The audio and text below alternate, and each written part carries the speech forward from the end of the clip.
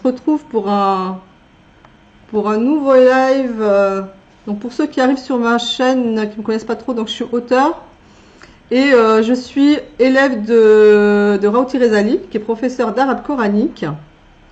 Et donc j'ai le plaisir de recevoir. Ça fait 6 mois, je crois, qu'on a mis en route nos lives. Voilà. Ça, ouais. Et à raison de toutes les 2 semaines, quand on peut. Salam alaikum, alaikum salam, ceux qui arrivent. Et voilà, et je vois que, alhamdoulilah, franchement, par la grâce divine, c'est vraiment impactant. Je suis à près de 200 messages de retour de gens qui sont impactés, à qui les lives ont changé la vie. Donc voilà, c'est... Ah, Raouti, t'es là, voilà. Ouais, C'est toujours là, machallah. ok. Et du coup, ça fait plaisir, donc alhamdoulilah, vraiment. Mais du coup, ce que je proposais la semaine dernière, non, il y a 2 semaines, on avait commencé le vendredi juste la veille du Ramadan en fait, Mhm. ou la première nuit, on va dire. Ouais. Et on avait vu pas mal de choses. On avait vu que déjà, le combo Ramadan, jeûne plus Coran, ça prédisposait à l'intégration des vérités divines. C'est ça. On avait vu Ouais. les 3 grandes finalités du Ramadan. Je te vois flou, Ouais, c'est pour Rauti. ça que j'essaie Ah, d'arrêter, de redémarrer. Mais je sais pas, je crois que ça fait. C'est pas que voilà, c'est j'ouvre. bon. Là, c'est bon. Touche plus à rien. Donc, on a vu les 3 grandes finalités du Ramadan qui étaient la taqwa, le shukr et le rujd. Donc, qui n'ont rien à voir avec ce qu'on croit. Le taqwa, c'est pas la piété. Le shukr, c'est pas les remerciements. Et le rujd, ça nous permet d'atteindre le firdaus, bismillah. Et donc, pour tout ça, je vous renvoie à notre dernier live qui est sur ma page en 2 parties, ou bien sur ma chaîne YouTube, Marie-Odette Mariam Pinero. Et on avait parlé de plein de choses, de Coran révélateur de vocation, on avait parlé de la métaphore du cheminant, on avait parlé de rite initiatique, enfin on avait parlé vraiment de beaucoup de choses, de la fonction des anges, de plein de choses. Et à la fin, on avait eu quelques questions auxquelles on avait répondu, notamment que faire quand on ne comprend pas le Coran, que faire quand on ne sait pas lire l'arabe, etc. Et il y avait une question on avait dit qu'il fallait un peu de temps pour la traiter. C'était de nous rappeler quelles étaient les 3 grandes périodes du Ramadan, parce qu'apparemment c'est décomposé en 3 parties le Ramadan. Donc si vous pouvez nous éclairer là-dessus, et puis on répondra aux questions. Alors sachant qu'on s'est donné comme objectif de tenir 1 heure et pas plus, voilà, de ne pas dépasser 1 heure. Voilà. Mais là, on va y arriver. Mais là, parce qu'après, il faut vaquer à nos occupations, préparer la soupe et compagnie, donc voilà, tout ce Ah qu'il oui, c'est faut. vrai. Eh ben oui. Bon, donc à toi, Alors, Rauti. bismillah ar-Rahman ar-Rahim. C'est Wa bien. sallallahu ala sayyidina Muhammad wa ala alihi wa sahbihi ajma'in. Donc oui, le fait que le Ramadan, ou le mois de Ramadan soit décomposé en 3, je dirais qu'il y a plusieurs angles d'approche sur cette triptyque. Euh, donc on a une tradition qui parle effectivement on va dire de 3 grandes, de 3 moments de ce mois, le début, son milieu et sa fin. Donc c'est pas dans la tradition, même s'il y a des discussions sur l'authenticité historique de la tradition en question, Mhm. elle reste correcte eu égard, je dirais, aux éléments coraniques et puis aux éléments, on va dire, comment je peux dire ça, aux éléments, on va dire, universels de la symbolique des 3 et de voir Mhm. qu'est-ce qui, c'est la succession de 3 quelle chose. D'accord. Et donc, on va essayer d'aborder voilà, quelques éléments qui sont liés à cette notion-là. Ok, bismillah. Ouais. Donc déjà, il y a, là, juste pour rappeler, parce que souvent, ce qu'on peut entendre, c'est des décades. Il y aurait 3 décades. Non, il n'y a pas 3 décades, parce que déjà, si le mois il fait que 29 jours, la troisième décade ne peut pas marcher. Décade, ça veut dire Dis ça. des successions de 10 jours. Mhm. La tradition, elle dit pas ça, elle dit effectivement 3 moments, son début, son milieu et sa fin. D'accord. Ouais, ouais. Par contre, on peut parler de moi ce que j'appelle des neuvaines. Mhm. Donc 9 Voilà, jours. neuvaines, Ouais. on peut retrouver ça dans la tradition chrétienne. Et je pense que si on recherche bien, j'ai pas vraiment approfondi, mais on peut retrouver aussi ça dans la tradition thoraïque. Donc dans toutes les traditions qui se rattachent à une forme de transcendance, neuvaine en fait c'est la succession de 9 jours. Et bon, dans certaines traditions, c'est le fait de faire succéder ces 9 jours, de les remplir, de les occuper à un certain nombre de pratiques, de rites initiatiques, qui ont toute vocation à, effectivement, à permettre à la personne d'atteindre quelque chose, ou je dirais, je vais aller directement dans le symbolisme, qui permettent à la personne, au bout des 9 jours, de renaître à quelque chose. Donc il y a l'idée de naissance. Le 9, dans sa symbolique, on va dire, dans le monde des symboles, le 9 correspond effectivement à la mise au monde de l'enfant. Ah bah oui, 9 mois, ouais. Correspond aux 9 mois, on va dire, de formation intra-utérin, parce que c'est comme ça qu'il faut dire. Même utérine d'ailleurs. Voilà, ou utérine, exactement, intra-utérine, des formations intra-utérines. Et donc le 9, il symbolise bien en fait le fait que une chose, un être, a une nouvelle naissance. C'est-à-dire qu'il passe d'un état à un autre, qu'il passe d'un monde à un autre. Donc l'enfant, il va passer du monde intra-utérin au monde extra-utérin. Et quand c'est pas le fœtus, quand ce sont les personnes qui sont déjà dans le monde extra-utérin, donc le 9 leur permet effectivement de passer d'un état de conscience à un autre état de conscience, d'un niveau de réalisation à un autre niveau de réalisation, de l'accessibilité à un champ du possible à un autre champ du possible, encore plus élevé. D'accord. Si on regarde cette référence au 9, dans le Coran, on la retrouve dans Suratul Qadr. Inna anzalnahu fi laylati al-qadr. Ama adraka ma laylatul qadr. Laylatul qadr. En fait, le terme Laylatul Qadr, il a été répété 3 fois. Et en réalité, quand on compte le nombre de lettres qui composent Laylatul Qadr, on se rend compte en fait que ça fait 9 lettres. 3 fois 9 lettres. 9 lettres. Ah, exactement. Exactement. Et en réalité, bon après ça c'est un avis parmi d'autres, mais c'est pas un avis des moindres, le fait que le Laylatul Qadr se situe dans la 27e nuit du mois de Ramadan, même s'il y a des divergences sur la question. Mais je rappelle quand même que une grande majorité de compagnons qui considèrent que c'était le 27. Notamment pour probablement 2 choses. Là dans Surat al-Qadr, il y a 2 choses. Il y a le fait qu'effectivement le Laylatul Qadr soit répété 3 fois. Donc 3 fois 9, ça fait 27. Et que le terme Hiya dans la Surat, il est à la 27e position de la Surat. C'est 27e, d'accord. Salamun Hiya hatta matla' al-fajr. Dans la 27e position, on va dire que le nombre de mots de la Sourate représentant à peu près le nombre de jours d'un mois, donc en moyenne on va dire 30, comme si ça peut être 29. Donc là l'idée c'est d'essayer de voir en fait, je dirais la double symbolique. Le 9, on a dit, ça symbolise une forme de renaissance. On va dire comme ça, de renaissance ou de changement d'état. Donc finalement, il symbolise ce qui permet un passage. Le passage d'un état de réalisation à un autre état de réalisation. Ça, c'est pour le 9. Maintenant, le 3. Parce que du coup, 27, c'est 3 fois 9. Après, je pourrais parler d'autres éléments qui tournent autour du 9. Parce que de toute façon, dans la symbolique, il faut toujours faire un lien avec, on pourrait appeler les mathématiques. Voir qu'effectivement, le 9, il a vraiment quelque chose de particulier. Je citerai juste après. Mais dans les symboliques du 3, on a plusieurs symboliques. C'est pour ça qu'on parle par exemple de triade. Dans toutes les traditions spirituelles, on va parler de triade, donc de 3 éléments qui participent du 1. La Trinité, en réalité, c'est ça.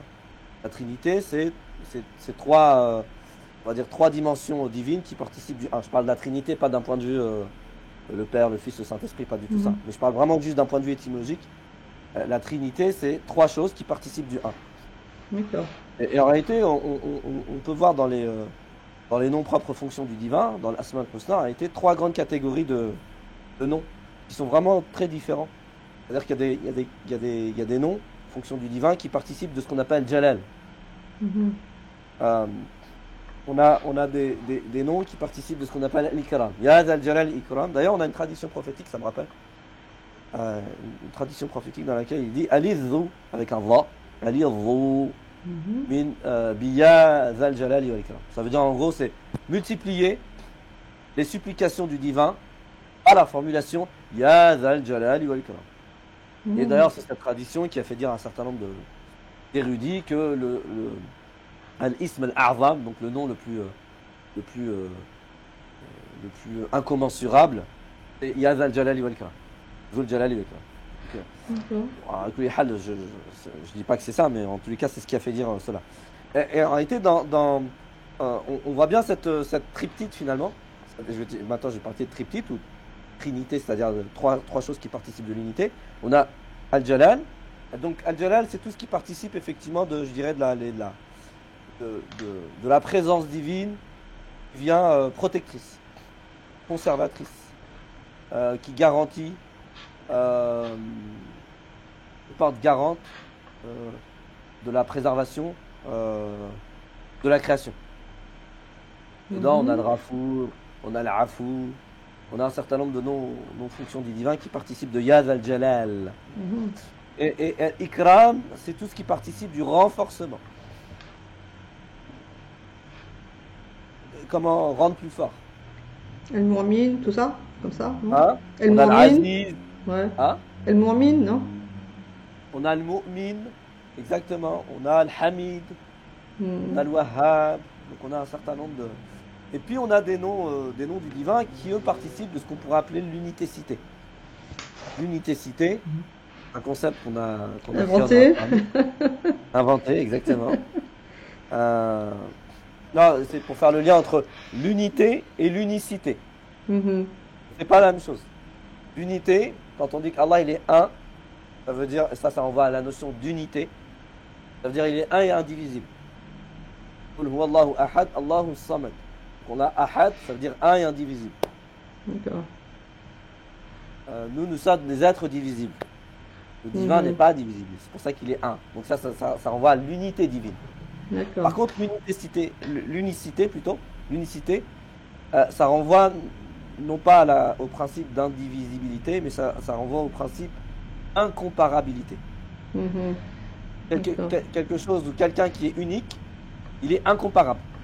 Il n'est pas sur le même plan. Effectivement, Allah, en fait, vu qu'il est le sublime,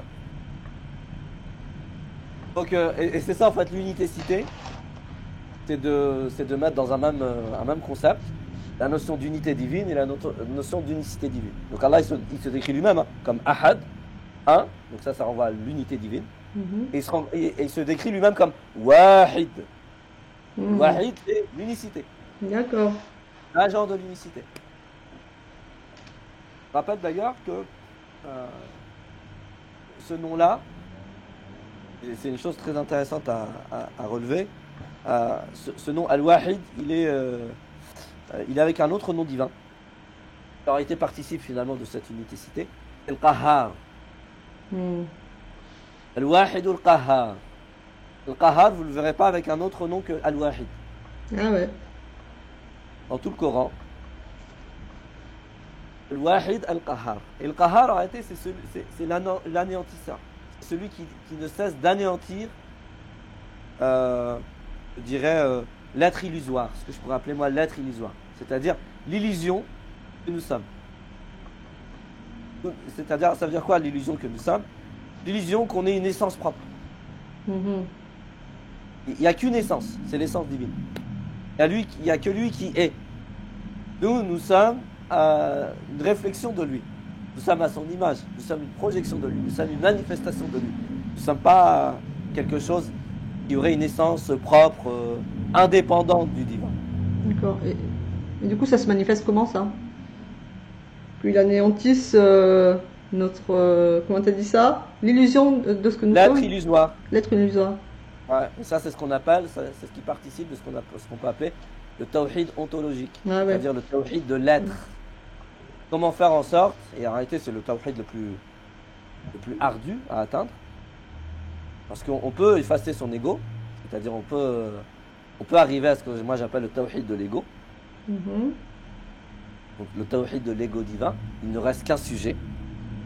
C'est ça que ça veut dire l'ego. Hein. L'ego, c'est le sujet, ça veut dire la première personne du singulier. C'est le je et le moi. Il n'y en a qu'un. Donc il ne peut pas en avoir deux. Donc c'est pour ça que nous, en fait, quand on est dans l'ego, soi-disant, c'est ce que moi j'appelle l'ego illusoire. Puisque l'ego ne pouvant être par essence que un, c'est-à-dire lorsqu'on a l'illusion du je et du moi, on est dans l'ego illusoire. Ça, c'est ce qu'on peut appeler le tawhid de l'ego divin. Et c'est coranique. Hein. On a des formules comme ça. Allahu la ilaha illa ana. Donc Allah, il dit à propos de lui, il n'y a pas de ilah si ce n'est moi, si ce n'est le je. Donc ça, c'est ce qui participe du tawhid de l'ego divin. Celui-ci, je ne dis pas qu'il est facile. C'est le travail d'une vie aussi. Mais disons qu'il est moins ardu que le tawhid ontologique. Parce qu'on peut arriver effectivement à se faire uniquement l'instrument de l'ego divin, c'est ça l'enjeu. Et comment chacun d'entre nous peut se faire l'instrument de l'ego divin, l'outil de l'ego divin, le prolongement de l'ego divin. Donc ça nécessite une forme de travail sur cet ego illusoire qui nous empêche effectivement probablement de nous conformer à ce pourquoi nous sommes ici. Encore une fois, nous sommes ici pour être son instrument. D'accord. Quand tu dis le travail sur l'ego illusoire, ça n'a rien à voir avec Jihad an-Nafs, le fameux? Alors c'est très intéressant la question parce que déjà coraniquement, le Jihad an-Nafs n'existe pas. Ouais. C'est quoi qui existe alors? Al-Jihad, le coranique, Al-Jihad lin-Nafsi. D'accord. Et de faire le Jihad en faveur du Nafs. Parce que si vous êtes en lutte contre votre Nafs, vous êtes perdu. Il y a déjà assez d'éléments qui sont en garde contre l'âme tente effectivement de se réaliser. Il y a assez de forces, j'ai envie de dire, des fois qui sont occultes et des fois qui ne sont pas occultes, qui sont en espèce de lutte contre justement l'âme qui tend à revenir au divin, l'âme qui tend effectivement à se faire l'instrument du divin, pour qu'il y ait une personne supplémentaire qui lutte contre elle-même, qui soit nous. Ouais.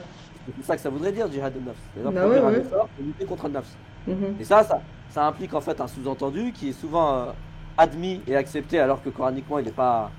ça nécessite d'être validé. An-Nafs en fait elle est neutre initialement. D'ailleurs quand le corps acquiert An-Nafs, elle est dans un état, j'ai envie de dire, de neutralité. Qu'est-ce que tu appelles neutralité?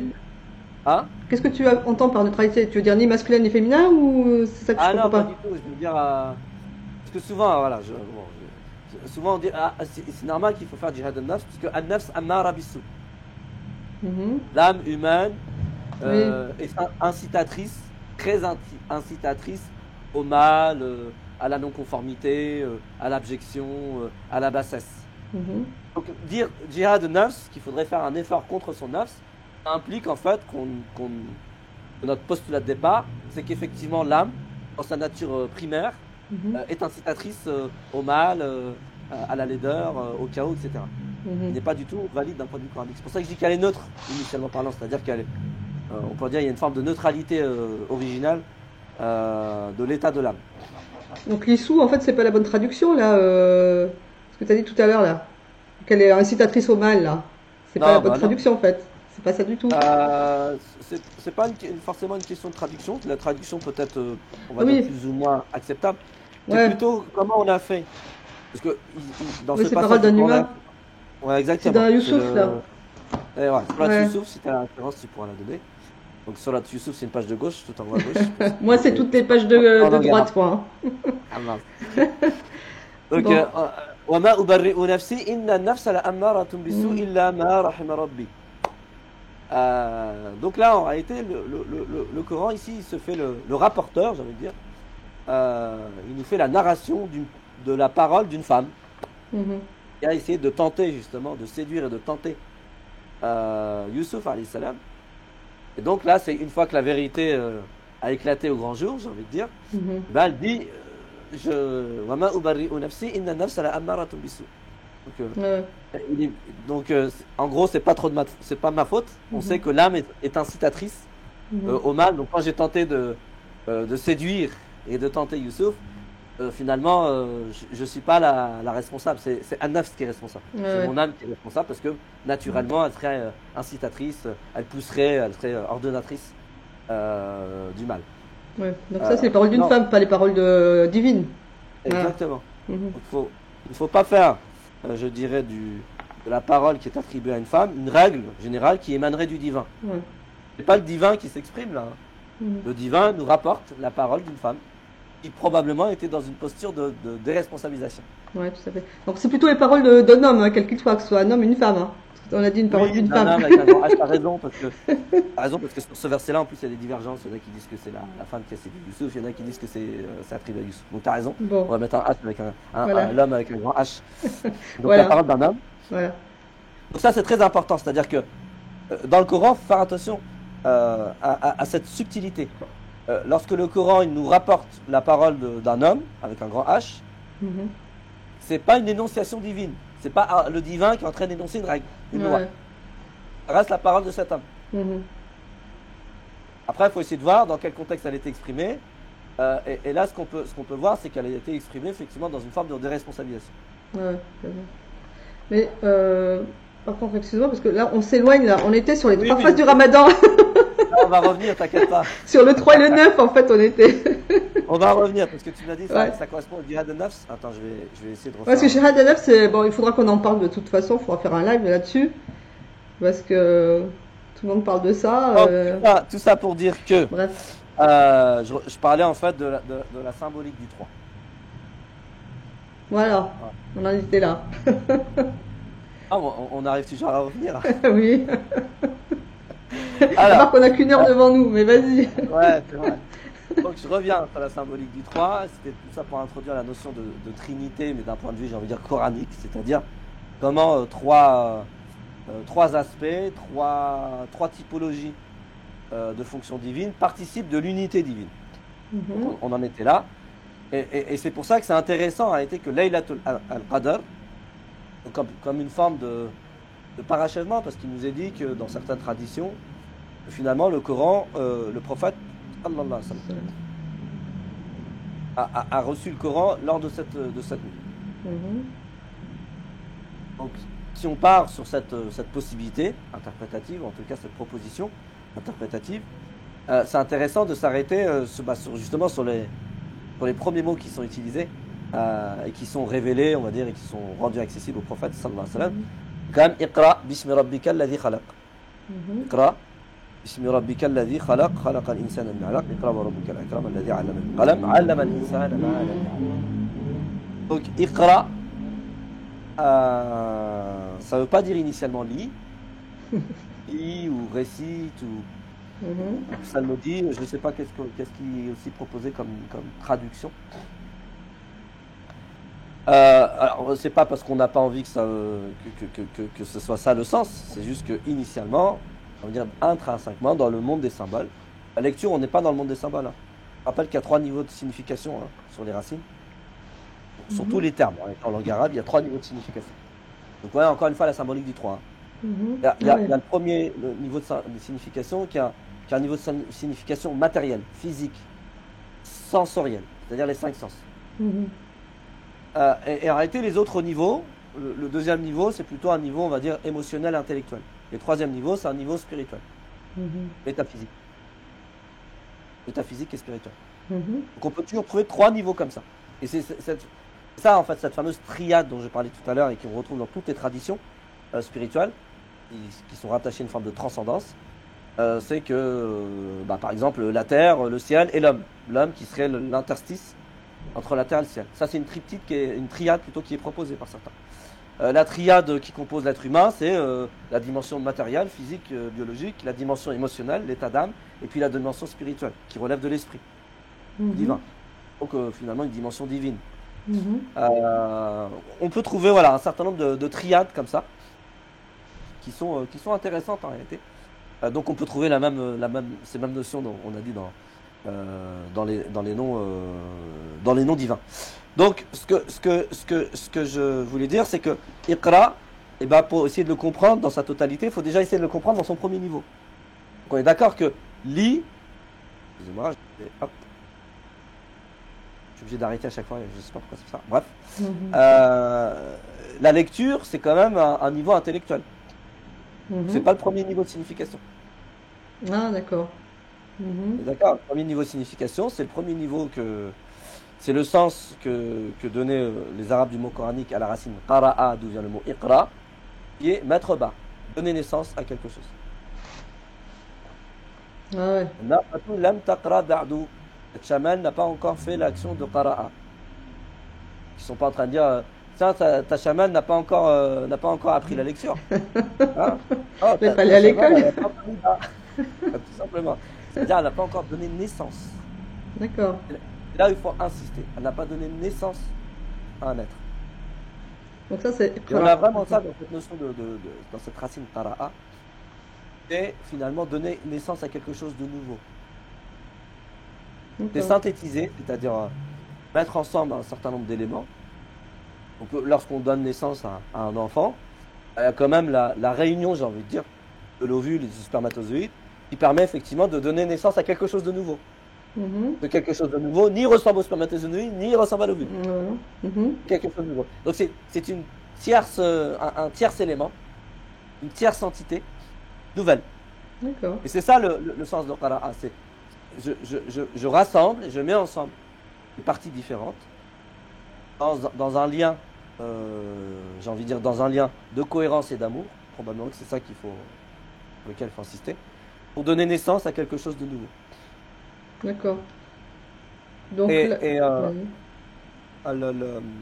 comment je voulais dire ça? Ce qui me fait dire ça, c'est aussi, je dirais, tous les matériaux traditionnels. Donc moi, les matériaux traditionnels, j'entends par là la tradition, les hadiths, la sunna, qui nous, je dirais, qui nous rapporte le fait que à 3 reprises, l'ange d'Ibril, en fait, a exercé une forme de pression, donc a contracté le prophète sallallahu alayhi wa sallam. Et dans certaines traditions, il contractait tellement fort que j'ai l'impression que j'allais perdre la vie, j'allais perdre le souffle de vie. Donc on a bien 3 contractions. D'accord, encore le chiffre 3. Ok. Exactement. On a bien 3 contractions, ça correspond bien effectivement à Laylatul Qadr où il y a 3 finalement. Laylatul Qadr, si on dit que c'est la 27e nuit, eh bien la nuit qui va clôturer 3 cycles de neuvaine, c'est-à-dire 3 cycles de 9 nuits. Elle vient parachever la 27e, elle vient parachever ce cycle de 3 neuvaines. D'accord. Comme le prophète sallallahu alayhi wa sallam a dû opérer 3 contractions pour recevoir, je dirais non pas pour recevoir, mais pour donner naissance à quelque chose de nouveau, qui est le Coran en réalité. Mais si on va dans une lecture un peu plus approfondie, qui est sa vocation. Parce que Iqra, moi je le traduis par évoque, mais évoque vraiment dans un sens étymologique. Dans évoque, il y a extériorise. Ouais. Exactement, extériorise. D'accord. Et puis il y a voque, vocation. Et la vocation, c'est ce pourquoi nous sommes ici. Ce pourquoi nous sommes taillés par le décret divin. Ce pourquoi nous sommes taillés finalement. Et on sait que la vocation, on va dire générique, du prophète sallallahu alayhi wa sallam, c'est d'être un Coran vivant. D'accord. Être l'incarnation, la personnification et l'incarnation du Coran. Donc, finalement, évoque dans le sens de sois Coran. Il est arrivé le temps que tu deviennes Coran. C'est-à-dire que tu assumes complètement ta vocation. D'accord. Tu donnes naissance à ta vocation. Alors, moi j'aurais... Pardon, est-ce que je peux faire juste une petite parenthèse parce que justement ce terme-là, Iqra, ça me fait penser au fameux hadith, tu sais, quand tu vas être ressuscité, on va te dire Iqra, le livre, et puis, enfin le Coran, et plus tu vas lire, et plus tu vas t'élever. Ouais. Et donc justement, si ça veut pas dire lire, ça veut dire autre chose. Donc cette tradition-là, elle veut dire autre chose en fait. Ah, alors quand je dis ça veut pas dire lire, je dis ça veut dire lire dans le premier niveau. D'accord. Ouais, ok. Après, c'est-à-dire que dans le deuxième niveau, oui, il peut y avoir l'expression, ou je dirais la citation, ou la lecture dans la lecture, mais vraiment dans son sens de synthèse. Et d'ailleurs, en fait, si vous faites juste une petite recherche étymologique, alors je ne sais plus si c'est latine ou grec, mais même dans l'étymologie très profonde du mot lecture, en Ouais. langue française, hein, Mhm. dans l'étymologie, on va dire les latines et grecques, on a l'idée de récolter et de mettre ensemble. Ah ouais, Ah ouais. c'est la même On a étymologie en fait. quelque chose de très très très très similaire à la racine qara'a. C'est pour ça que dans le deuxième niveau, j'ai envie de dire le niveau émotionnel et intellectuel, oui, ça peut vouloir dire lire dans ce sens-là. Par contre, lire dans le sens de c'est quoi la lecture finalement? C'est mettre des mots ensemble, mettre des phrases ensemble, et avant de mettre des mots ensemble, c'est on met des lettres ensemble dans un Mhm. certain ordre. Donc la lecture, c'est bien rassembler des choses Mhm. et mettre en lien de façon cohérente afin de donner naissance à quelque chose de nouveau. Ah Lorsque d'accord. je, lorsque je, on va prendre l'exemple. Lorsque je dis Iqra, un mot, Mhm. ok. Ce mot-là, il est bien composé de lettres. Il y a la Mhm. Hamza, il y a le Qaf, il y a le Ra et la Hamza. Ces lettres-là, ils ont un sens intrinsèque. Ouais, bah Ils ont un oui. sens qui leur est propre. On avait D'accord? vu la lettre mime par exemple lors d'un premier live, On avait vu la lettre mime dans le par premier live. exemple. Ouais. On avait parlé des os. Les os d'en Ouais, haut, les os ouais, d'en qui bas. représente l'eau, ouais, voilà. Mhm. Exactement. Bah, par exemple, allez, on va donner une deuxième. La Hamza ou l'Alif Ouais. symbolise le mystère divin. Mhm. Le mystère de l'essence divine. Ah, c'est pas grave. Et cette lettre, en réalité, elle est totalement mystérieuse. C'est une lettre qui n'est pas articulable. Et Ouais. qui participe de l'articulation de toutes les autres lettres. Bref, donc le Alif qui a un sens intrinsèque, renvoie effectivement au mystère de l'essence divine. Le Qaf qui a un sens intrinsèque, le Ra qui a un sens intrinsèque, et l'Alif qui a encore un autre sens intrinsèque. Mais quand on les met ensemble, dans cet ordre-là, Iqra, ça donne un sens nouveau.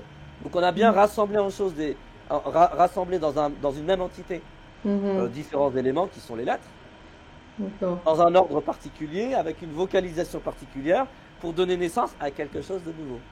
D'accord. Voilà. Ouais, ouais. Ok. Une phrase, c'est quoi? C'est mettre ensemble des mots, c'est rassembler des mots dans une entité qui s'appelle la Mhm. phrase, pas dans n'importe quel ordre, pas Mhm. avec n'importe quelle fonction, pour donner naissance à quelque chose de nouveau. Ah bah ouais. Tous les sens de la phrase, tous les mots, excusez-moi, de la phrase, ils ont un sens intrinsèque. Par contre, quand ils sont mis ensemble dans un ordre particulier, avec une forme de cohérence particulière, eh ben, ça va donner une naissance à quelque chose de nouveau. Mhm. Ainsi de suite pour les paragraphes. On met des phrases ensemble et ça va donner naissance à quelque chose de D'accord. nouveau. Ok. Bon, ça répond Et- pas à ma et- question éclair, mais bon, au paradis, mais enfin, le jour du jugement, Ah, mais mais je vais y répondre, mais il faut que je sois un peu- pardon, je ne donne jamais des réponses comme ça, Barquette, hein, attention. Hein. je sais. Ouais. Bon, Donc, excuse. non, c'était tout ça pour dire que le fait de dire lire, c'est pas faux, on va dire, à un certain niveau de linguistique, mais c'est jamais à dissocier des autres sens. Mhm. Ça que Ouais, je veux ouais. dire. Mhm. Ouais. Donc du coup, moi j'ai été un peu vite quand j'ai dit évoque. Finalement, j'ai rassemblé les trois niveaux de signification. Le Mhm. premier niveau, donner naissance. D'ailleurs, Mhm. je rappelle, hein, juste une petite parenthèse, c'est juste pour conforter un petit peu cette idée-là, c'est que les Arabes du monde coranique, ils utilisent la racine qara'a pour parler du cycle menstruel de la femme. On sait Ouais. que le cycle menstruel de la femme, c'est une condition sine qua non à quoi? À la vie. possibilité, Mhm. exactement, de donner la vie. Mhm. Lorsqu'il n'y a plus ce cycle menstruel, on sait qu'une femme ne peut plus donner la vie. Mhm. Donc vraiment, l'utilisation au moment coranique tourne vraiment autour de ça. Donner naissance à quelque chose de nouveau. Bref, quand je dis donc évoque, en réalité, j'ai pris les trois en même temps. Mhm. Le premier niveau, donner naissance à quelque chose de nouveau. Le dernier niveau, d'un point de vue spirituel pour le prophète, ça correspond effectivement C'est- à sa vocation. D'accord? Mhm. Et comment il va le faire, le prophète sallallahu alayhi wa sallam? En psalmodiant et en incarnant ce qu'il psalmodie.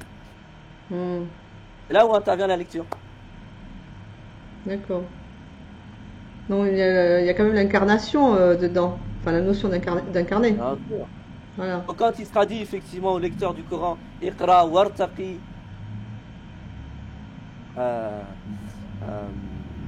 Al-Qur'an. Donc Iqra wartaqi. Donc déjà vous voyez que c'est deux cousins qui sont utilisés. Ah ouais. D'accord. Et Et même, là c'est Qara'a ou Ya, parce qu'on a déjà dit hein, que la Hamza, Mm. le Waw et le Ya sont très interpermuttables comme lettres. Donc Iqra ça vient de la racine Qaraya, on va dire ça comme ça. Et puis Raqaya et Raqaya dans cet ordre-là. Donc c'est les mêmes lettres. ouais, ouais. Donc, Des cousins. bien évidemment, c'est que quand Allah il nous dit Faqra'u ma tayassara min al-Qur'an, ça commence effectivement par la psalmodie. Psalmodier le Coran en prière, en posture de salat, on va dire comme ça, afin d'intégrer les vérités divines qui sont contenues dans le passage que je viens de psalmodier, afin de pouvoir me prédisposer à incarner ce que je viens de psalmodier, à mettre en œuvre ce que je viens de psalmodier, à personnifier ce que je viens de psalmodier.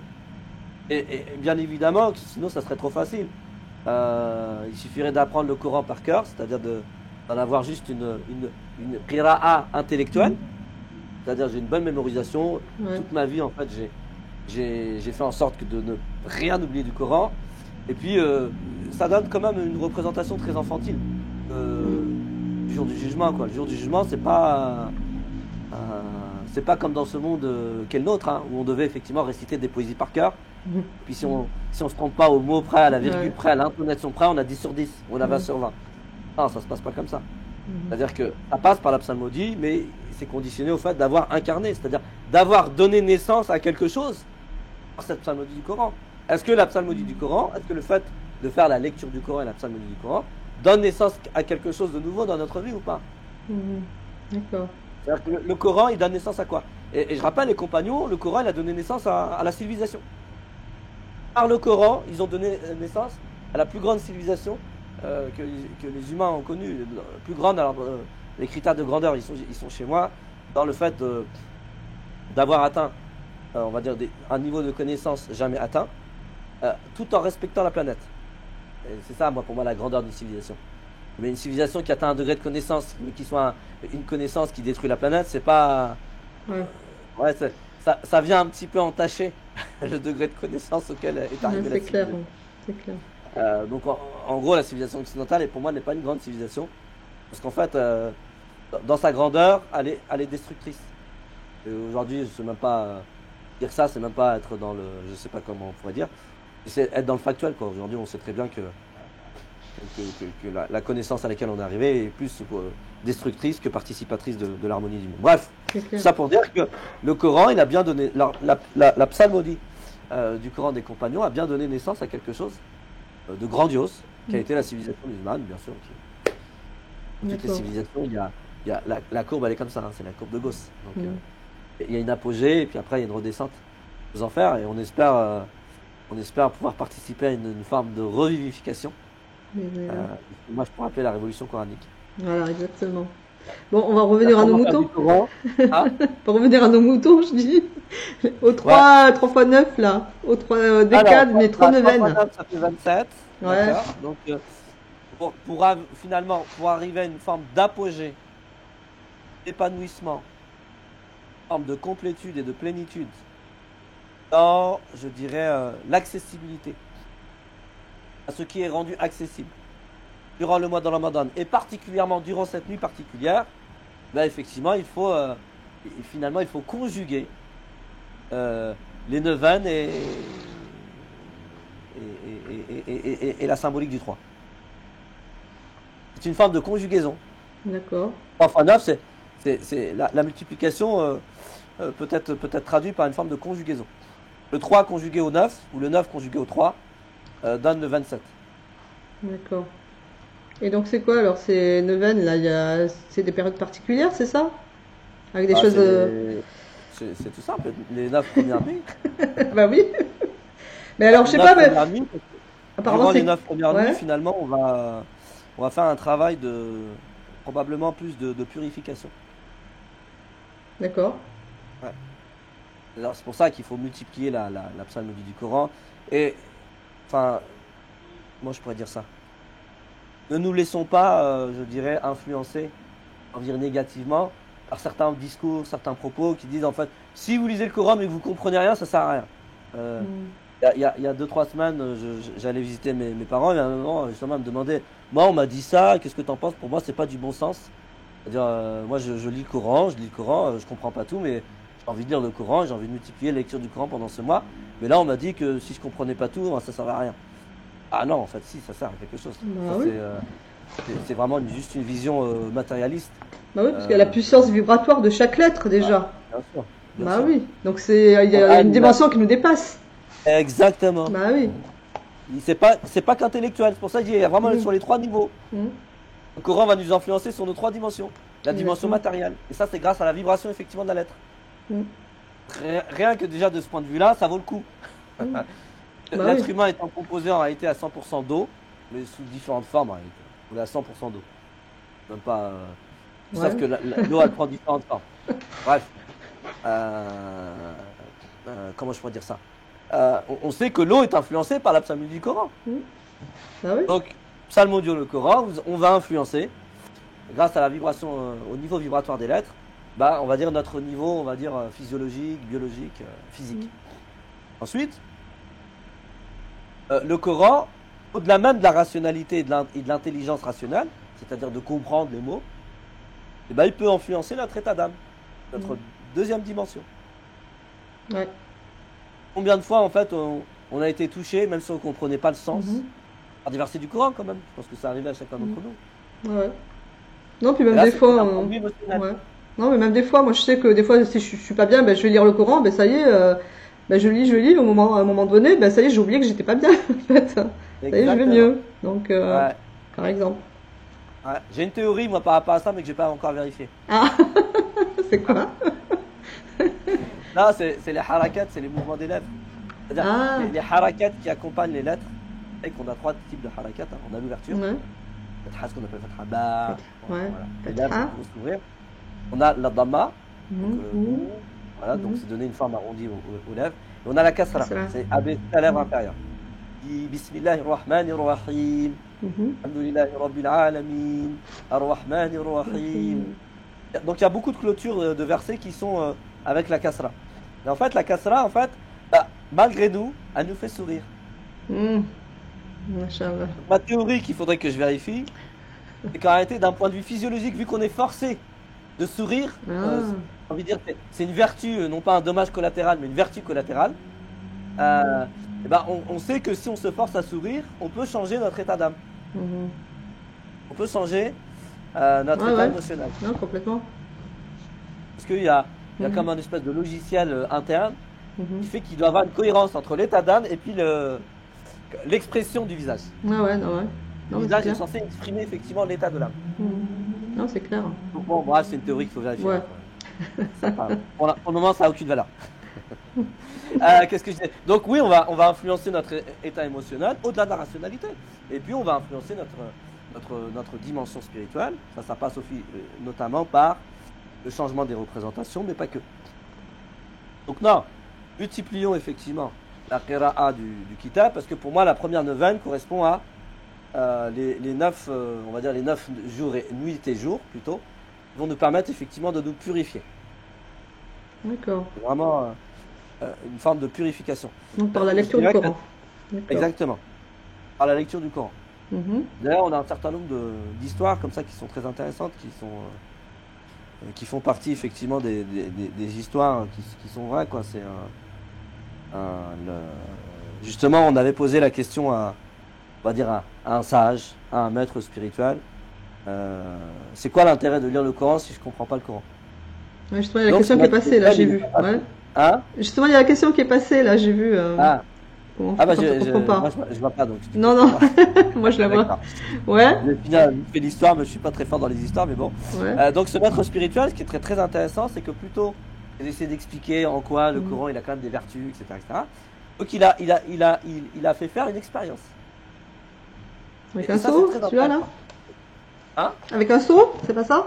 Exactement, percé? un seau Percé? qui n'avait pas de fond d'ailleurs, ou un Mhm. seau en paille, donc qui est amené. Donc il dit, bah tu vas dans telle source d'eau et tu me ramènes de l'eau avec ce seau-là. Donc, c'est un seau qui peut pas contenir l'eau. C'est-à-dire au départ il va le contenir, mais le temps que la personne arrive jusqu'au maître, il n'y a plus d'eau Mhm. on va dire dans le seau. Et donc à 3 reprises en fait, il a fait ça à 3 reprises. Donc d'après l'histoire, c'est à 3 reprises. On imagine que ça doit être le cas. Mhm. Et c'est au bout de la 3e fois que finalement le maître lui a donné l'explication. Donc on va dire que le disciple ou l'initié pensait que ça a servi à rien, mais au minimum en fait ça a servi à purifier le seau. Mhm. Parce qu'effectivement le seau était pur après, à force Mhm. d'avoir été Il était rempli propre. d'eau et vidé. Donc du coup, bah, le Coran c'est pareil. C'est pas parce qu'on comprend pas tout, c'est pas parce qu'on peut pas tout garder, c'est pas parce qu'on peut pas tout mémoriser qu'il faut pas le lire. Hmm. Notamment dans ce mois, et je rappelle encore une fois, hein, c'est le mois du non pas le mois du jeûne, mais le mois du Ramadan. Le mois Du Coran. du Coran, excusez-moi. Le Ramadan, elle a dit donc, tout ça pour dire que ça va influencer nos trois dimensions. Et je sais plus pourquoi on disait ça. Alors, on disait que c'était la première neuvaine qui servait à se Ok, purifier ouais. par la lecture du Coran. Donc, on va passer à la deuxième neuvaine, du coup. Exactement. Donc la première neuvaine, donc c'est la purification. La deuxième neuvaine, c'est nous mettre dans un état d'âme de disponibilité à ce qui va se passer dans la troisième neuvaine. Ah, c'est la transition, là. Ouais. Mhm. Donc, une fois qu'on s'est débarrassé de tout ce qui nous empêche, l'état d'âme, c'est une forme d'attendrissement. On va attendrir, on va retourner la terre. Voilà. Mhm. On va attendrir nos crânes. Au départ, on va débarrasser nos cœurs de toutes les entraves. Mais ça suffit pas en fait. Après, il faut attendrir. Il faut que nos cœurs ils soient tendres. Mhm. Pour ça, bah, en fait, il faut comment je peux dire ça, faut vraiment les exposer aux vérités divines contenues dans le Coran. Donc, c'est faut encore continuer à le lire. Coran. C'est encore par le Coran, ça. Ah oui, oui, oui. Toujours par le Coran. Mais à chaque fois, chaque neuvaine, en fait, il a une fonction particulière, alors, le Coran. C'est ça. D'accord. Ouais. Donc première neuvaine, purification. Deuxième neuvaine, disponibilité à ce qu'on va recevoir dans la troisième neuvaine. Et troisième neuvaine, en réalité, on est censé Récolter? Semer. semer, intégrer. D'accord. Donc au départ, on débarrasse la terre de ce qui l'empêche. Ensuite, on prépare la terre pour la rendre disponible à accueillir. Et la troisième neuvaine, on va semer et intégrer les vérités divines. Jusqu'à qu'on arrive à la 27e nuit, qui est finalement la nuit totalisante des trois neuvaines. Mhm. Donc, on va venir parachever enfin, les trois neuvaines, où on est censé effectivement accéder finalement à sa vocation. Et c'est pour ça que j'avais fait un live l'année dernière, donc c'était pas avec toi, mais je sais pas si tu as assisté d'ailleurs. Et j'avais j'ai fait un assisté, live. oui. Il y a tel Qadr, c'est ça? El Qadr? Hein? Qadr. Le jour de la nuit du destin, justement. Ouais, je pense que c'était. Oui, c'était. Ouais. Non, c'était vraiment bien. C'était Ouais, super. c'était une belle préparation, effectivement. Mm. Donc, ce que j'avais proposé, moi, c'était de dire est-ce que vous avez un verset qui vous parle, qui vous touche? Vous savez pas pourquoi, mais il vous touche. Et donc, en fait, d'identifier le verset qui vous touche, ou qui Mhm. vous a toujours touché, même si vous ne savez pas pourquoi. Et puis de passer la nuit du 27, Mhm. dans la répétition que de ce verset-là. C'est-à-dire, tous les autres jours, on va lire beaucoup de Coran, etc. etc. Cette nuit-là, on va dire, allez, le ou les versets qui vraiment nous touchent particulièrement. Parce que quand ils nous touchent, c'est que probablement, de façon probable, avec de fortes probabilités, se cache dans ces versets-là quelque chose qui peut correspondre à notre vocation, c'est-à-dire à notre qadar. Mhm. Un des sens du qadar d'ailleurs. Ouais. Le qadar, souvent on dit destin ou détermination, mais le qadar correspond bien à ce pourquoi nous sommes ici. Ah ouais. C'est-à-dire le destin que nous sommes censés prendre en main et assumer. D'accord. Donc la nuit, c'est finalement une nuit où vraiment on va être en présence, une présence angélique. C'est une nuit qui est dense, تنزل الملائكة والروح فيها. Il n'y a pas que le malaïka, donc là ici on a al-malaïka. Mhm. Et là, en fait, en absence, je dirais, d'éléments extérieurs à ce verset-là ou à cette sourate-là, al-malaïka, on a l'impression que c'est vraiment tous les anges. Tanazzal. Ah ouais. Al-malaïkatu. Et je rappelle que les anges sont nos alliés initiatiques dans le chemin de la réalisation de soi, dans le chemin de sa vocation, dans le chemin de se faire l'instrument du divin. C'est-à-dire l'expression, je rappelle en définitive, hein, se faire l'instrument du divin, c'est ô Seigneur, fais de nous ton instrument d'amour inconditionnel. Mhm. Et de retenir qu'une seule chose, c'est ça qu'il faudrait retenir. Tac, tac, tac, tac, tac, tac, tac, tac, tac. Donc, tanazzalul malaikatu wa ruhu fiha. Et ce verset, en fait, il est très très fort, parce qu'on a, en tout cas, l'impression qu'il donne, si on devait dresser un tableau, faire un tableau un petit peu impressionniste, un impressionnisme mystique de Ouais. ce verset-là, en fait, ça serait un tableau tout blanc. Ouais. Blanc d'ange, c'est ça? Exactement. Mm. Blanc de la pureté angélique, blanc de la densité de présence angélique, et c'est pas tout. C'est que cette nuit, elle est dense de par la présence des anges, mais elle est dense de par la présence de l'esprit. Mm. Mm. C'est quoi le ruh Dans alors? l'esprit universel et absolu. Mm. Je dis c'est quoi le ruh alors? Ici, c'est l'esprit absolu et universel qui procède du divin. D'accord. Donc là, on a une espèce de degré d'accessibilité à quelque chose de grand. Pour chacun d'entre nous, il n'y a pas plus grand dans notre vie que d'être dans le chemin de sa vocation. Il n'y a pas plus grand que d'être dans le chemin de sa vocation. Mm. Il n'y a pas plus grand que je dirais, d'identifier la singularité par laquelle nous faisons son instrument. Ouais, non, c'est clair. Ouais. François d'Assise, hein, encore une fois, hein, je répète, je persiste ici, mais voilà. Au Seigneur, fais de moi ton instrument de. Ah ouais, non, c'est ça. Donc, Ouais. cette nuit-là est particulière parce qu'effectivement, elle peut nous permettre effectivement d'accéder. À notre vocation. Yes. C'est ça? Yes. Donc si on a bien travaillé jusque-là, les trois, enfin si on a bien, Ah bah oui, si on a bien lu le Coran, disponible, on voilà. a bien intégré l'ensemble des vérités divines contenues dans le Coran. Mhm. Et ensuite, là, on arrive à l'apogée, on est censé donner naissance à quelque Ouais. chose. Je rappelle qu'on est censé quand même sortir du mois de Ramadan différemment que l'État avec lequel nous sommes entrés dans ce mois. Ouais, machallah. Bon, mais je crois que. Après, il va rester 2 ouais. nuits. Au maximum, après, il Oui. va rester 2 nuits. Ouais. Et là, on fait quoi là?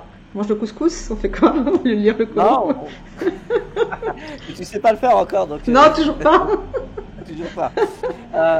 Non, mange pas de couscous. Non. C'est-à-dire, les 2 dernières nuits sont des nuits de préparation à l'Aïd. D'accord. C'est-à-dire, sont des nuits où on va se préparer, se prédisposer à recevoir ce qu'on pourrait appeler la rétribution divine, Hmm. qui a lieu le jour de l'Aïd. D'accord. C'est pas une rétribution matérielle. Une C'est rétribution une spirituelle. rétribution, hein? C'est une rétribution spirituelle et... Ouais. enfin, dans une autre dimension. Ouais. Mais dont on sent les bienfaits ici, de toute façon. Ah oui, bah, c'est toujours. Bah Même oui. bien évidemment. Mais donc non, les 2 dernières nuits sont censées être vraiment. Parce qu'en fait, on est d'accord qu'il y a une manière de recevoir un cadeau. Ouais. Ok. Et déjà chez les hommes entre eux, Hmm. il y a vraiment une manière. C'est-à-dire que Donc là, il faut se celui qui préparer. reçoit le cadeau, il doit être dans une posture particulière. Bah, là, ça nécessite au minimum 2 nuits de préparation pour D'accord. recevoir le cadeau divin comme rétribution de tout le sacrifice qui a été opéré durant tout ce mois. C'est-à-dire on a sacrifié D'accord. une partie de nos instincts et de nos besoins primaires, de l'ordre de leurs instincts, et puis on a sacrifié une partie de notre sommeil quand même, Ouais. pour rester effectivement en veille dans la psalmodie, dans la prière, dans l'invocation, dans la supplication, dans l'évocation du divin, dans l'exaltation, la louange du divin. Hmm.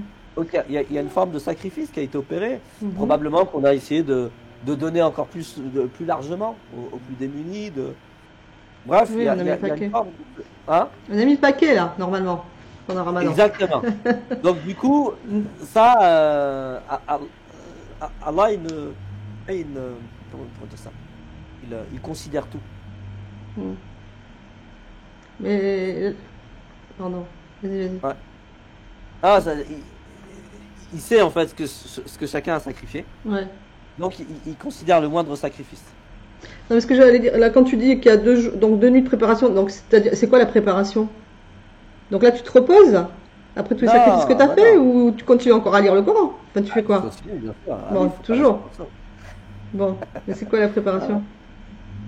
Ah, mais c'est ça, c'est se prédisposer, c'est-à-dire d'être dans un état d'âme qui est l'état d'âme voulu et attendu lorsqu'on va, Ah oui, on va accueillir, on va recevoir, on va. d'accord. Donc l'état d'âme par le Coran, justement.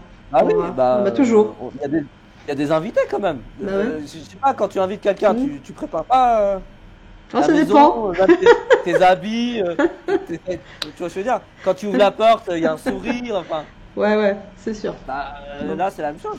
D'accord. Bon, machallah. On- Bon. ce jour-là, nos invités, ce sont les anges quand même. Ouais, ah oui, bah oui. Mhm. Et puis, l'invitation ultime, elle est pour effectivement le fameux jaza, c'est-à-dire Ouais, la restitution. cette rétribution divine qui est toujours au-delà d'eux, hein. Notamment Ouais. le siyam, d'ailleurs. Mhm. Notamment le jeûne, il est rétribué d'une manière particulière. Mhm. Ah ouais. Donc Ouais. on connaît pas la récompense en fait du jeûne. Non, il n'y a pas Ouais. de récompense. Bah non, Hmm. On sait pas. on n'a pas de tradition qui nous parle de. C'est pour ça que j'ai parlé de rétribution. Mhm. Ouais, ouais, ouais. Ouais. Bon, bah écoute, je crois qu'on a fait un peu le tour parce que surtout qu'on s'était dit qu'on ferait 1 heure. Donc là, ça fait 1 heure, il est 20 h. Donc on va quand même regarder vite fait les questions. T'as Allez. 5 minutes? Ouais, bien sûr. Non, mais moi j'ai du temps, moi. Oui, toi, t'as déjà J'ai déjà rompu, rompu toi. le jeûne, là où je me trouve, j'ai déjà rompu le jeûne. Donc Ouais, moi toi ça t'es à va. l'étranger là, donc voilà. Nous c'est bientôt. Dans 3 quarts d'heure chez nous là à Paris. Ah, Alors, non, c'est pas les gâteaux. Bon. Alors, mais le roux, quoi? c'est pas l'esprit. Non, non, c'est une blague. Mais le roux, Ah. c'est pas l'Esprit Saint qui est l'ange Jibril? Certains ils disent ça, mais coraniquement, il n'y a rien qui dit ça là ici. Ouais, d'accord. Donc, un roux n'est pas Jibril, comme on nous l'a toujours enseigné, machallah. Non, Non, en fait. c'est-à-dire que des fois, on peut nommer Jibril par roh, mais là, Mhm. en réalité, quand, quand, quand, quand on veut signifier Jibril, en général, on rajoute un qualificatif. Ar-Ruhul Amin. Ah, Ouais. Donc on d'accord. va rajouter un qualificatif pour dire, oh d'accord, donc là il s'agit effectivement de l'esprit, je dirais, allez, par lequel procède l'ange Gabriel. Mhm. Par contre ici, dans ce verset-là, c'est Ar-Ruhu. D'accord. Ouais. Ok, donc ça change tout. Ah, bien Bah, sûr que ça change tout. bah oui, d'où. C'est-à-dire, on peut Ouais. pas dire, ah Mhm. ici c'est Jibril qui est voulu. Il y a, Mhm. il y a aucun élément qui peut nous faire dire ça. Donc du Ouais. coup, il faut rester sur ce que la lettre nous dit, Ouais. Ar-Ruh, Ouais. c'est-à-dire l'esprit de façon universelle et absolue, D'accord. grâce au lemme de Ar-Ruh. Ouais, d'ailleurs, bah, je vous rappelle que donc Raouti Rezali, pour ceux qui nous rejoignent, est professeur d'arabe coranique et que vraiment on étudie tout. Ça va? Ouais, c'est On étudie vraiment tous les éléments des versets, etc., jusqu'à la lettre près. Donc voilà. Donc, alors, est-ce que le frère a une chaîne? Oui, chaîne arabe coranique sur YouTube. C'est ça? yes. Ça s'appelle Arabe Coranique. Un replay, oui, normalement, là je suis en train d'enregistrer ailleurs, donc le replay sera d'ici dimanche, je pense en ligne. Dans quoi les anges nous aident-ils? Ah ouais, donc là c'est un nouveau live. Ouais. Ouais, on fera un On truc a sur les fait, anges. Ouais, on avait fait l'année dernière une assise de toute une journée sur justement les anges, nos ouais, alliés initiatiques. ouais, On c'était a super. défini les anges, Mm. on a défini en quoi c'est nos alliés initiatiques, comment on peut faire en sorte de créer des alliances avec le monde angélique. Ouais, Ça nécessite quand même, ouais, de nous ça nous a développer. pris une journée d'études, donc Ouais. on va pas Bon, pouvoir y répondre là. ouais. Bon, mais je Mais on note pourrait pour faire un un. live pour donner Ouais, quelques éléments qui pourraient vous ouais. nourrir votre réflexion là-dessus. Alors, j'aimerais me voiler. Quel conseil pour sauter le pas? Bah là, je pense que ça fait longtemps aussi qu'il est attendu le live sur le voile, enfin sur le Mhm. hijab, djellbab et pas niqab. Le troisième, c'est quoi? Rimar, voilà.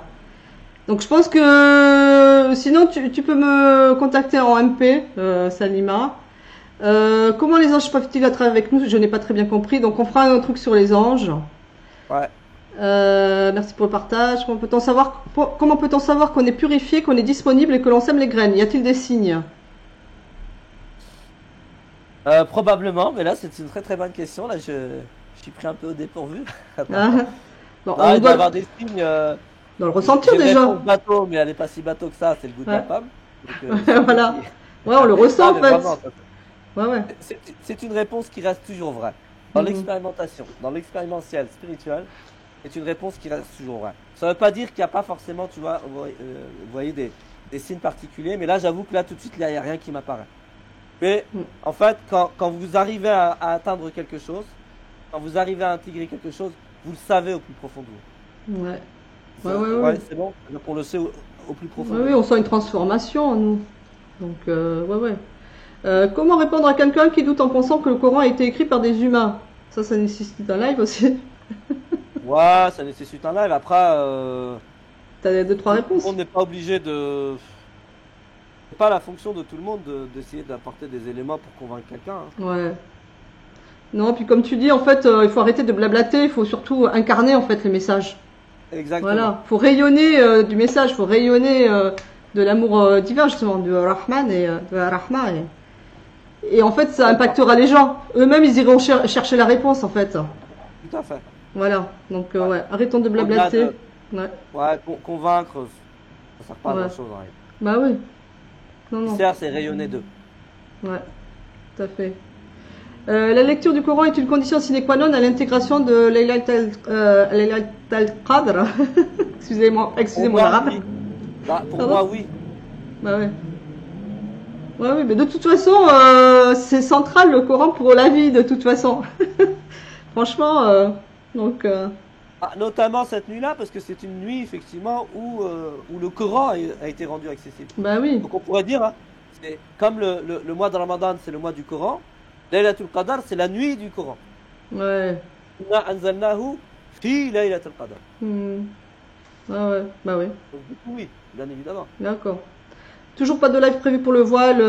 Bon, si, si, il va y en avoir un.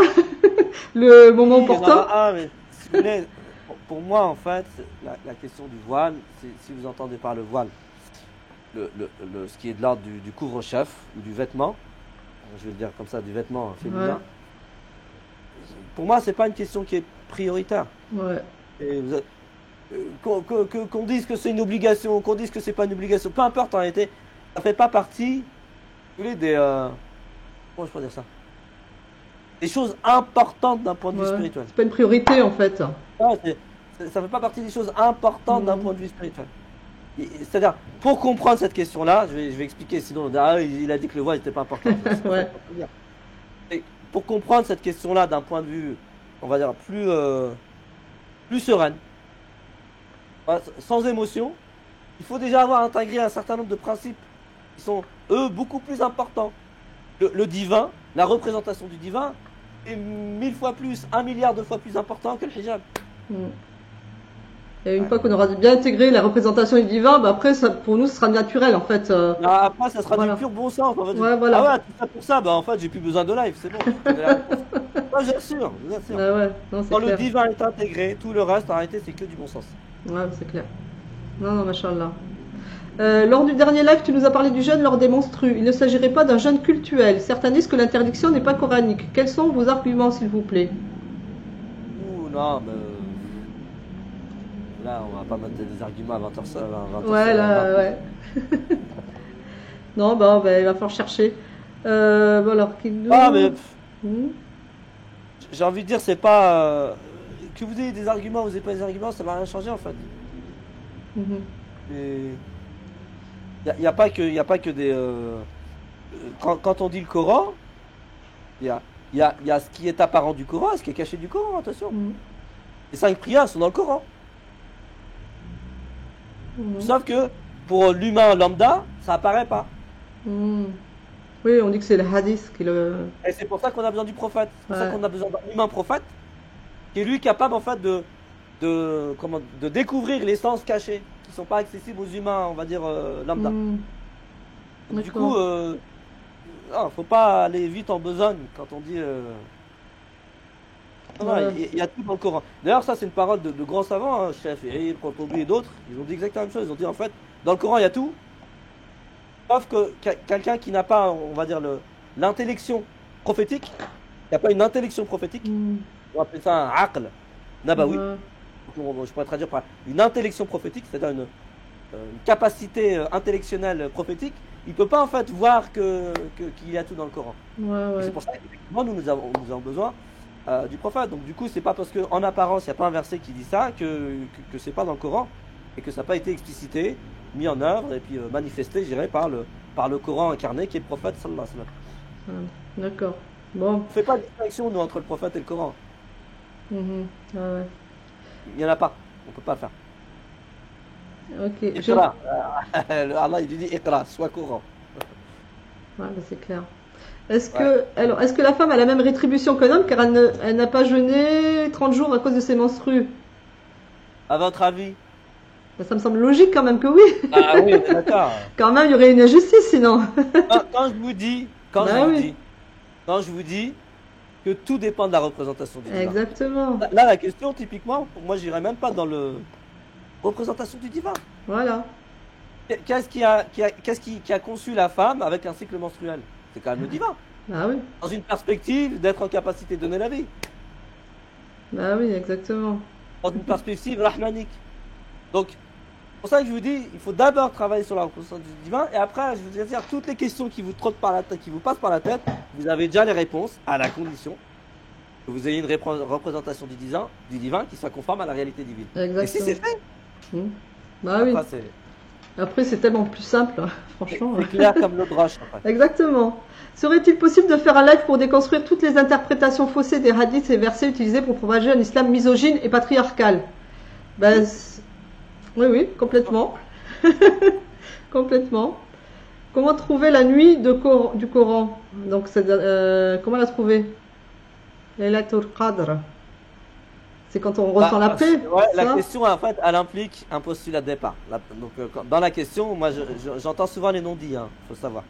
Ouais. Le non-dit de la question, c'est que Laylatul Qadr, c'est pas la 27e nuit. Ça peut être une des nuits impaires. Ah. Donc, déjà, là-dessus, attention. Bah oui. Là-dessus, il y a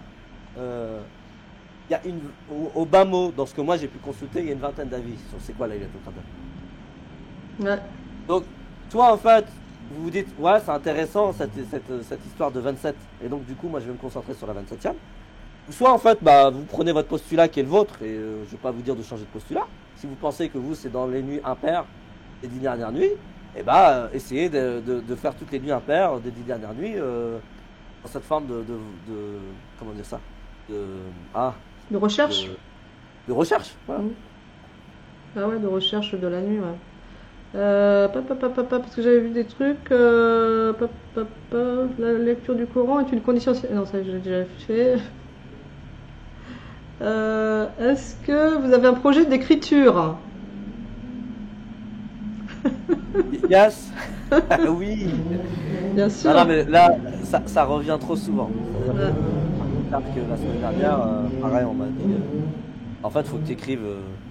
Tu poses sur papier là tout. Bah ouais. Donc exactement. du coup, ça commence à faire beaucoup, donc je vais être obligé d'un petit peu de. De toute façon, il y a des projets d'écriture. Donc il y aura des projets d'écriture personnelle et puis des projets d'écriture collaboratifs, notamment avec Marodette. Bien dit là. Ah oui, Ouais, c'est en ouais. cours déjà. Bah oui, c'est en cours. Mais justement, moi, je précise que moi, je suis auteur. Moi, j'ai des livres. Hein. Je suis musulmane voilée. Non, je ne sais pas faire le couscous. Voilà. Où là, vraiment, j'aborde mon cheminement, etc. Coran et développement personnel, regard croisé. Et j'ai Coran 365 versets médités que je suis en train je suis en train de travailler dessus parce que maintenant, je veux le refaire avec la vision l'arabe coranique que je fais depuis 1 an et demi là que je te suis maintenant. Ouais. Voilà, donc voilà, que je vais rééditer. Mais sinon, vous avez mes livres en attendant. Bon, j'avais vu un truc. Quels sont les actes à faire chaque 9 jours? Donc, c'est lire le Coran, lire le Coran, lire le Coran, en fait. Ah oui. Ouais, il n'y a pas de secret. Et il n'y a pas de secret. J'essaie de remonter, mais à chaque fois, ça me retourne en bas. Pouvez-vous nous dire le verset qui parle des 5 prières?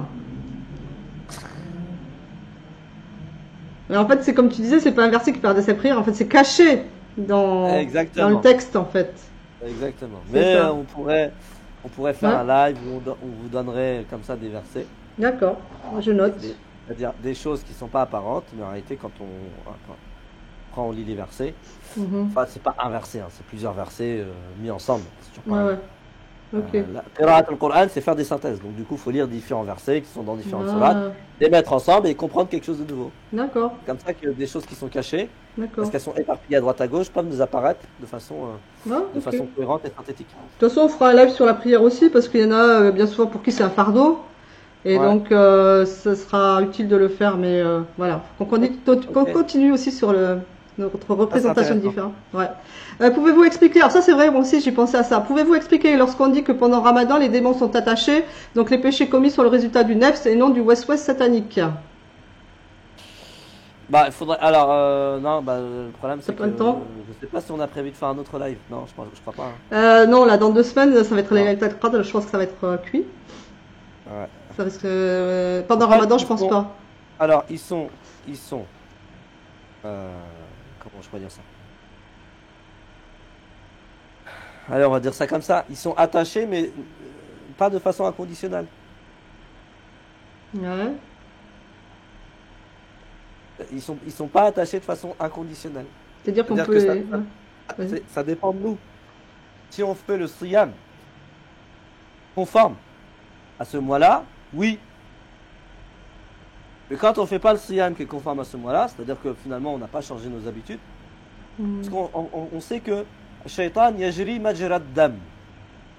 Donc en chacun d'entre nous, quelque part le susurrement du principe shaitanique en chacun de nous, il se fait par, je dirais, par le, comment dire, allez, par le flux sanguin. Ouais, ouais. C'est-à-dire que, le principe satanique utilise entre autres le flux sanguin pour nous influencer, pour nous susurrer, pour nous éloigner du présent, etc., etc. Donc du coup, on sait très bien que on peut agir sur le flux sanguin à la condition effectivement qu'on pratique le jeûne, mais le jeûne prophétique et coranique. Aswad, là. Hein? Avec Aswad? Non, il y a Je pas- sais- non. non, mais ça peut être bien, franchement, Ouais. ça peut être bien au minimum d'expérimenter quelques jours dans l'année, dans le Mhm. mois, dans le mois, Les dates de l'eau. c'est-à-dire de rompre seulement avec de l'eau et des dates. Mhm. Et de toute façon, on fera un live sur Shaitan aussi, hein. Ouais. Mais bon, de toute façon, là, on a des sujets pour moins de 10 ans, donc. Donc du Parce coup, que, ouais. peu importe en fait, non, en fait, c'est pas que, vu que Shayatin, apparemment, ils sont attachés dans ce mois-là, donc si je commets des péchés ou un acte qui n'est pas conforme, ça veut dire que ça vient de mon nafs. Dans tous les cas, ça vient de ton nafs. Mm. Que Shaitan, ils soient attachés ou pas. Ouais. Parce que là, ouais, les non-dits, hein. Dans le Ouais. non-dit, il y a une forme ici de responsable. C'est-à-dire quand Shaitan n'est pas attaché, donc on peut remettre la faute sur Shaitan. Non. Mm. Dans tous les cas, dans tous les cas, tout ce qu'on commet, comme bien, comme pas bien, comme conforme, non conforme, c'est toujours attribué au nafs. Mm. Le nafs qui sera jugé là-dessus. Ouais. Donc du coup, c'est pour ça que c'est pas vraiment important la question. La vraie question, c'est quoi le jeûne prophétique? C'est quoi le jeûne?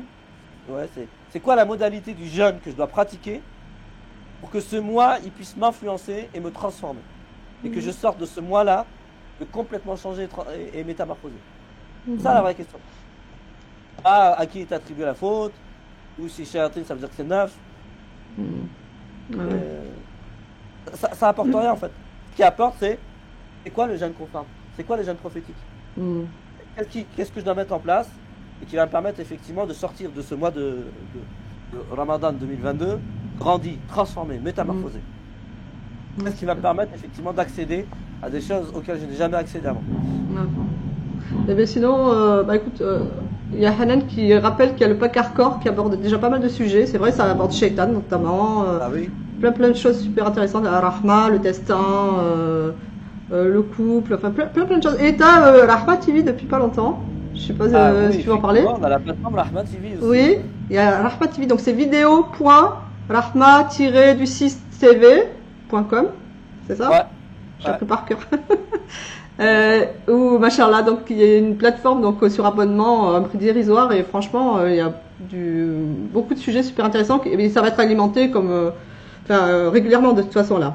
Ah ouais, non. Là on est au début là, mais déjà il y a vraiment des super sujets, hein. Notamment ma relation avec les non-musulmans, qu'est-ce qu'il y a, la relation de couple, enfin il y a vraiment des... Puis il y a un accompagnement pendant le ramadan. Pardon, la prière, oui. Il y a quelque chose que je ressens rien. Ouais, La relation à Allah. Ouais. Et puis il y a un accompagnement pendant le ramadan, tous les jours il y a une nouvelle vidéo. Ouais. Voilà. Non, franchement c'est bien. C'est profitable pour ceux qui accèdent là. Mais... Pardon? Je sais pas si c'est profitable pour ceux qui accèdent déjà. Ah si, moi j'accède, c'est vachement bien. Franchement, non, c'est bien. Ouais, machallah. En plus, une belle plateforme et tout, franchement, super.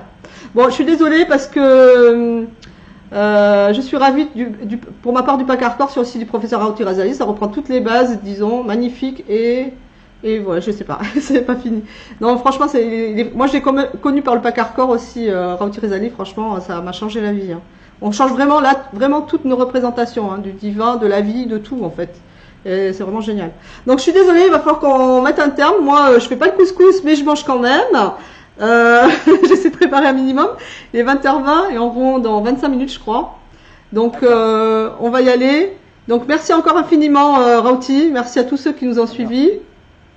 Et puis, je vous dis, je pense qu'on fera plutôt un live après le Ramadan, maintenant. Bismillah. Voilà. Donc, merci à tous. Je vous souhaite à tous un Ramadan transformant. Voilà, une renaissance à la fin de ce Ramadan. Et puis, merci encore. Bonne soirée, bonne rupture. Et puis, à très bientôt, bismillah. Bonne continuation. À très bientôt. Et à bientôt. Merci. Merci. Comme on dit. Ouais, voilà. Brok al-Ftour. Et puis, à fond le Coran et encore le Coran. Voilà, exactement. On se retrouve après Ramadan pour de nouvelles aventures. Inch'Allah, bismillah. Ok, merci. Salam alaikum. Salam alaikum à tous. Salam alaikum. Je vais essayer de quitter, je sais pas comment on fait.